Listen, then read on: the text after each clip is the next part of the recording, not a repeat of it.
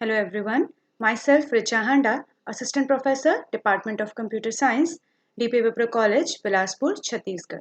Today I am going to give lecture for MSc second semester students of the subject Data Structure using C++ और इसमें हम unit 5 के graph को cover करेंगे और जो टॉपिक जो आज हम पढ़ने जा रहे हैं वो है ट्रैवर्सिंग इन ए ग्राफ जिसमें हम ग्राफ के ट्रैवर्सिंग के लिए डेप्थ फर्स्ट सर्च और ब्रेड्थ फर्स्ट सर्च इन दोनों एल्गोरिथम्स के बारे में देखेंगे और ये किस तरह से काम करती हैं। So let's start with traversing in graph. Last lecture में हमने ग्राफ की डेफिनीशन और ग्राफ के टाइप्स देखे थे। इस लेक्चर में हम स्टार्ट करेंगे ट्रैवर्सिंग अ ग्राफ। ग्राफ को हम ट्रैवर्स कैसे करते हैं। ग्राफ को ट्रैवर्स करने के दो तरीके होते हैं, एक है ब्रेड्थ फर्स्ट सर्च और दूसरा है depth first search. Breadth first search में आप ब्रेड्थ के अकॉर्डिंग अपने ग्राफ को सर्च करते हैं और डेप्थ फर्स्ट सर्च में उसकी डेप्थ के अकॉर्डिंग सर्च करते हैं।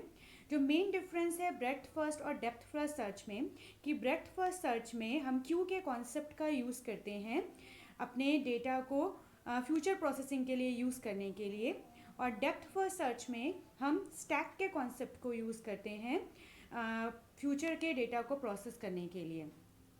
सबसे पहले मैं आपको बता दूं कि क्यू और स्टैक क्या होता है ताकि हम उसके आगे के प्रोसेस को आसानी से समझ सकें। क्यू जैसा कि हम जानते हैं एक लिस्ट है, तो क्यू में जो भी एलिमेंट्स होंगे वो उसी ऑर्डर में परफॉर्म होंगे जिस ऑर्डर में वो इंसर्ट किए गए हैं, यानी कि जो एलिमेंट पहले मेमोरी में इंसर्ट किया गया है वो पहले एग्जीक्यूट होगा और जो एलिमेंट बाद में इंसर्ट किया गया है वो बाद में एग्जीक्यूट होगा। बिल्कुल वैसे ही जैसे कि अगर हम कहीं लाइन लगाते हैं तो जो पर्सन पहले विंडो के पास होता है उसे सर्विस पहले मिलती है और जो बाद में आता है वो उसे सर्विस बाद में मिलती है। और स्टैक का कॉन्सेप्ट ऐसा होता है कि अगर हम जो एलिमेंट पहले इंसर्ट करते हैं वो सबसे लास्ट में प्रोसेस होता है और जो एलिमेंट लास्ट में इंसर्ट करते हैं वो सबसे पहले प्रोसेस होता है। इसे हम इस तरीके से समझ सकते हैं कि अगर हमने एक कुर्सियों का एक बंडल स्टैक बनाया हुआ है, एक के ऊपर एक कुर्सियां रखी हुई हैं, तो सबसे पहले वही कुर्सी बाहर निकलेगी जो सबसे लास्ट में हमने डाली थी और वही कुर्सी सबसे लास्ट में इंसर्ट होगी जो हमने सबसे पहले डाली थी। तो इस तरह से हम स्टैक और क्यू के कॉन्सेप्ट को समझ सकते हैं। तो क्यू जो होता है वो फर्स्ट इन फर्स्ट आउट के कॉन्सेप्ट को यूज़ करता है, जो एलिमेंट पहले इंसर्ट हुआ है वो पहले ही आउट होगा। और स्टैक जो होता है वो लिफो के कॉन्सेप्ट को यूज़ करता है, दैट मीन्स लास्ट जो इन हुआ है वो पहले आउट होगा प्रोसेसिंग के लिए। तो इसी तरह ब्रेड्थ फर्स्ट सर्च के लिए हम क्यू के कॉन्सेप्ट को यूज़ करते हैं और डेप्थ फर्स्ट सर्च के लिए हम स्टैक के कॉन्सेप्ट को यूज़ करते हैं। अब सबसे पहले हम स्टार्ट करते हैं ब्रेड्थ फर्स्ट सर्च किस तरह से काम करता है। तो सबसे पहले हम ब्रेड्थ फर्स्ट सर्च का लिए एक एग्जाम्पल ले लेते हैं। ब्रेड्थ फर्स्ट सर्च के लिए एक एग्जाम्पल लेते हैं और इस एग्जाम्पल को हम समझेंगे कि किस तरह से काम कर रहा है। आप देखेंगे कि यहाँ मैंने एक ग्राफ को ड्रॉ किया हुआ है ब्रेड्थ फर्स्ट सर्च के लिए, और ये जो ग्राफ है ये डायरेक्टेड ग्राफ है, यानी कि कौन सा किस डायरेक्शन में किस नोड के साथ एज बनी हुई है ये इसे रिप्रेजेंट कर रहा है। जो एज और नोड का कॉन्सेप्ट है ये हमने लास्ट लेक्चर में देखा है। अब इस एग्जाम्पल में हमको ब्रेड्थ फर्स्ट सर्च करना है, that means suppose we want to go from A to जे।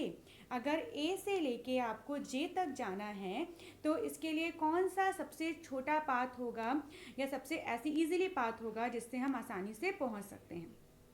तो जो कि ब्रेड्थ फर्स्ट सर्च के लिए हम क्यू के कॉन्सेप्ट को यूज़ करेंगे, इसीलिए यहाँ पे जो एलिमेंट हम पहले इंसर्ट करेंगे वही पहले प्रोसेस होता है।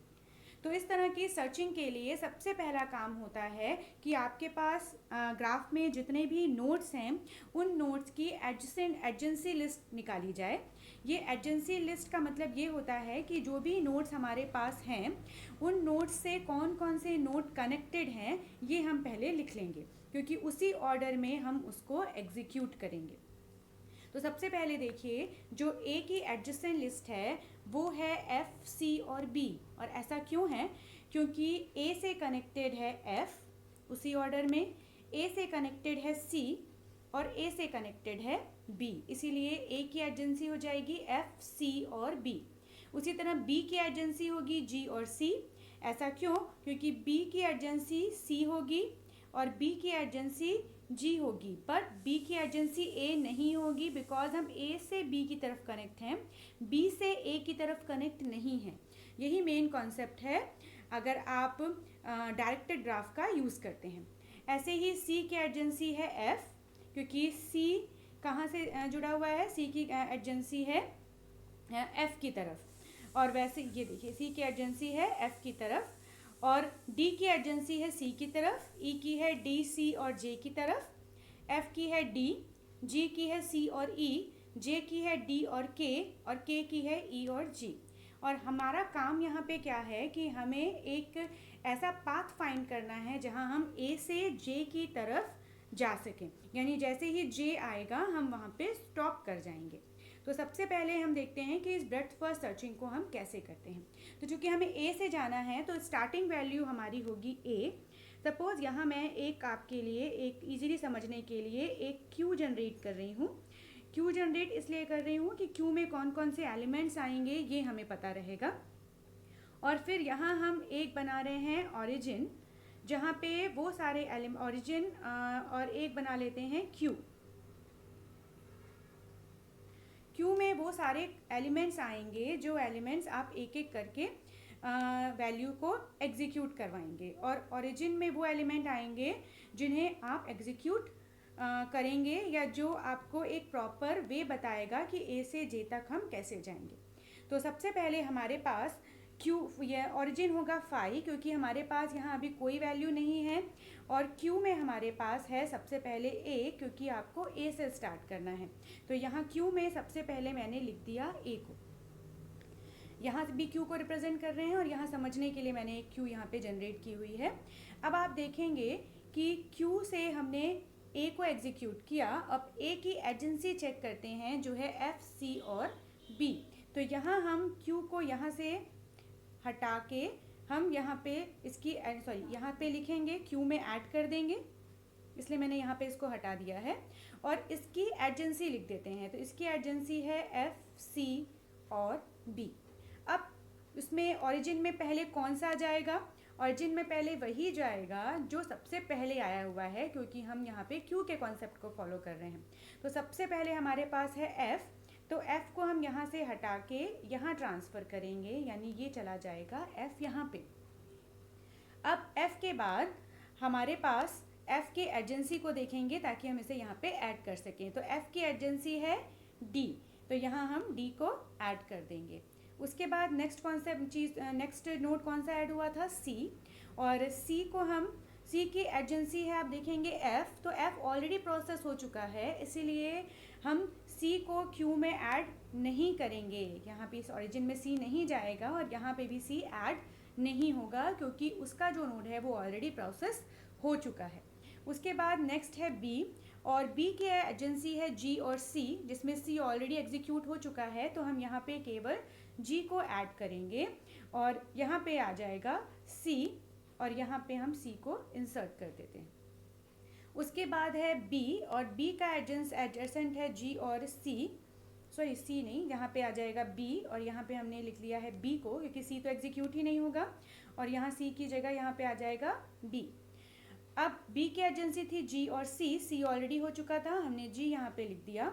नेक्स्ट है डी, डी की एजेंसी है सी जो ऑलरेडी एग्जीक्यूटेड हो चुकी है, इसीलिए हम डी को भी यहाँ पे यूज़ नहीं करेंगे, डी यहाँ पे भी नहीं जाएगा, डी यहाँ पे भी नहीं जाएगा।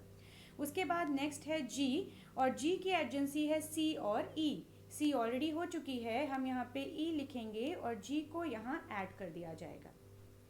उसके बाद ई की एजेंसी है जी, डी, सी और जे, जहाँ डी और सी ऑलरेडी हो चुके हैं, हमारे पास बचा जे, तो हम जे यहाँ लिखेंगे, ई को यहाँ लिखेंगे, ई यहाँ से हट जाएगा, और हमको पहुँचना था जे तक, तो हम जे तक ऑलरेडी पहुँच चुके हैं। तो हमारे पास जो पाथ बनेगा वो बनेगा कि सबसे पहले हम ए में जाएंगे, ए से हम बी की तरफ जाएंगे, बी से ए से हम एफ की तरफ इसलिए नहीं जाएंगे क्योंकि हमें पूरा पाथ नहीं मिलेगा अगर आप लास्ट में देखेंगे तो इसीलिए हम F को स्किप करके यहाँ पे लिखते हैं A से B, B से G, G से E, और फिर E से हम पहुँचेंगे J। आप ये कैसे समझ सकते हैं इस ग्राफ के थ्रू, मैं बताती हूँ। यहाँ हम A से स्टार्ट कर रहे हैं, तो यहाँ जब A से स्टार्ट कर रहे हैं तो आप A से जा रहे हैं B की तरफ, यानी यहाँ, बी से जा रहे हैं आप जी की तरफ, जी से आप जा रहे हैं ई की तरफ, और ई से आप जा रहे हैं जे की तरफ। यानी जो हमें पाथ मिला है वो इस तरह का पाथ मिला है कि आप ए से जा रहे हैं बी की तरफ, बी से जा रहे हैं जी की तरफ, जी से आप ई की तरफ जा रहे हैं, और ये आप जा रहे हैं जे की तरफ। तो अगर आप यहाँ बीच में एफ को इंक्लूड करते तो आपका पाथ जो है वो प्रॉपर नहीं बन पाता, क्योंकि इन दोनों में से आप किसी एक पाथ को ही एक्सेस कर सकते हैं। इसीलिए हमारा जो ब्रेड्थ फर्स्ट सर्च का पाथ बना है वो है ए से बी, बी से जी, जी से ई और ई से जे। इस तरह से आप ब्रेड्थ फर्स्ट सर्च के कॉन्सेप्ट को यूज़ कर सकते हैं। जब हम डेप्थ फर्स्ट सर्च पढ़ेंगे तो डेप्थ फर्स्ट सर्च में जो कॉन्सेप्ट यूज़ होगा वो होगा स्टैक का कॉन्सेप्ट। हम सेम एग्जाम्पल को लेके चलेंगे, बट हमारा जो कॉन्सेप्ट रहेगा वो क्यू की जगह रहेगा स्टैक का। यहाँ हमने उन एलिमेंट्स को पहले प्रोसेस किया है जो पहले आपकी लिस्ट में आए हैं, जबकि वहाँ हम उन एलिमेंट को पहले प्रोसेस करेंगे जो लास्ट में लिस्ट में ऐड हो रहे हैं। तो हम देखते हैं इसी एग्जाम्पल को डेप्थ फर्स्ट सर्च में। तो डेप्थ फर्स्ट सर्च में हमें करना है find all nodes reachable from node J. हमने देखा था कि हमारे पास एक एग्जाम्पल था यहाँ पे, ये वाला। अब हमको देखना है कि जे से कौन कौन से नोड्स हैं जो रीचेबल हैं, जो यहाँ से आप जे की तरफ जे से कहाँ कहाँ किस किस नोड पर आप पहुँच सकते हैं, ये हमको देखना है। तो हम ये देखते हैं डेप्थ फर्स्ट सर्च में, यानी कि जे की डेप्थ देखनी है कि वो कहाँ तक जा सकता है, कौन कौन से नोड तक जा सकता है। तो उसके लिए हम स्टैक का कॉन्सेप्ट यूज़ करेंगे। एग्जाम्पल हमने सेम लिया है, मैं एक बार और ड्रॉ कर देती हूँ। यहाँ है हमारे पास ए से हमारे पास है F, C, B, D, E, G, J and K. अब यहाँ पे ये कनेक्टिविटी है हमारे पास, आप देखेंगे ये है, ये कनेक्ट हैं, ये भी आपस में कनेक्ट है, ये कनेक्ट है, ये कनेक्ट है। अब ये पूरी कनेक्टिविटी हम यहाँ पे परफॉर्म करेंगे, और कनेक्टिविटी के बाद हम ये देखेंगे कि यहाँ स्टैक का कॉन्सेप्ट यूज़ करते हुए हम डेप्थ फर्स्ट सर्च को कैसे परफॉर्म करेंगे। यहाँ हम एरो भी बना लेते हैं, क्योंकि उसी से एडजेंसी जो है वो हमारी वर्क करेगी। ये पूरे ग्राफ लेने के बाद एडजेंसी भी हमने लिखी हुई है पहले से, तो उसी एडजेंसी को हम यहाँ पे यूज़ कर लेते हैं। तो हमारी जो एडजेंसी थी वो थी ए से एफ, सी और बी की तरफ, बी से जी और सी की तरफ, सी से एफ और डी से सी, ई से डी, सी और जे, एफ से डी, जी से सी और ई, जे से डी और के से ई और जी। चूँकि अब यहाँ पे हमें जो कॉन्सेप्ट यूज़ करना है वो है स्टैक का कॉन्सेप्ट। तो सबसे पहले अगर मैं यहाँ एक स्टैक बना दूँ समझने के लिए हमारे, तो मैंने एक स्टैक लिया है। यहाँ पे स्टैक का कॉन्सेप्ट ये होता है कि जो एलिमेंट लास्ट में इनपुट होगा वो पहले एग्जीक्यूट होगा। और यहाँ मैंने एक लिस्ट ली हुई है, और उस लिस्ट में हम एलिमेंट्स को ऐड करते जाएंगे। सबसे पहले हमको जे से स्टार्ट करना है, तो हमने क्या किया, यहाँ पे स्टैक में जे को इंसर्ट कर दिया। जे को इंसर्ट करने के बाद यहाँ पे हम स्टैक भी ले लेते हैं, तो ये जे को हटा के हमने अपनी लिस्ट में डाल दिया। अब यहाँ पे लिखेंगे जे के एडजेंसी हैं डी और के। अब इनमें से डी पहले प्रोसेस नहीं होगा, पहले के प्रोसेस होगा, क्योंकि हम यहाँ पे स्टैक का कॉन्सेप्ट यूज़ कर रहे हैं। तो जो लास्ट में इनपुट हो रहा है वो पहले एग्जीक्यूट होगा।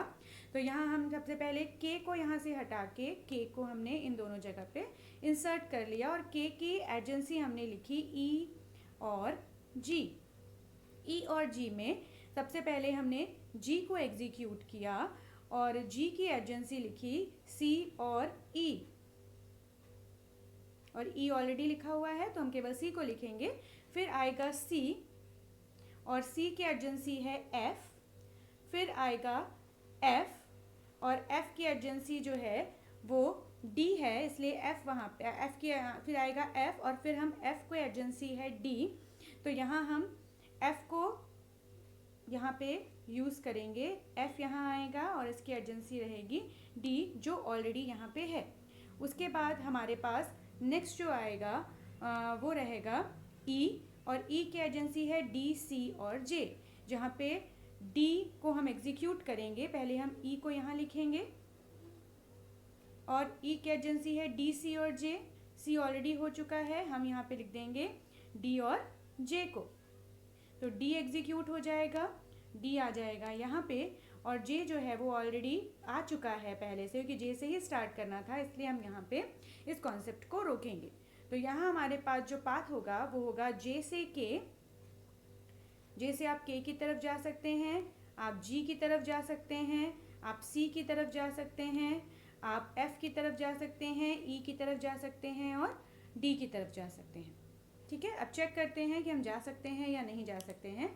तो जे से आप के की तरफ जा सकते हैं, आप के से होते हुए फिर जी की तरफ जा सकते हैं, आप फिर होते हुए सी की तरफ जा सकते हैं, फिर आप होते हुए एफ की तरफ जा सकते हैं, आप जे से ई की तरफ भी जा सकते हैं, और यहाँ से आप उसके बाद डी की तरफ भी जा सकते हैं। तो इस तरह से आप इस तरह सॉरी ये एरो है इस तरफ, तो आप ई की तरफ भी जा सकते हैं और आप डी की तरफ भी जा सकते हैं। तो इस तरह आप पूरे कॉन्सेप्ट को स्टैक के फॉर्मेट में बता सकते हैं कि आप जे से होते हुए कहाँ कहाँ जा सकते हैं। तो आप ये पूरे कॉन्सेप्ट को फॉलो कर सकते हैं। Thank you so much. आज हमने देखा डेप्थ फर्स्ट और ब्रेथ फर्स्ट को। अगले लेक्चर में हम देखेंगे आगे के कौन कौन से एल्गोरिथम्स होते हैं जो हम डेटा स्ट्रक्चर में यूज़ कर सकते हैं। Thank you.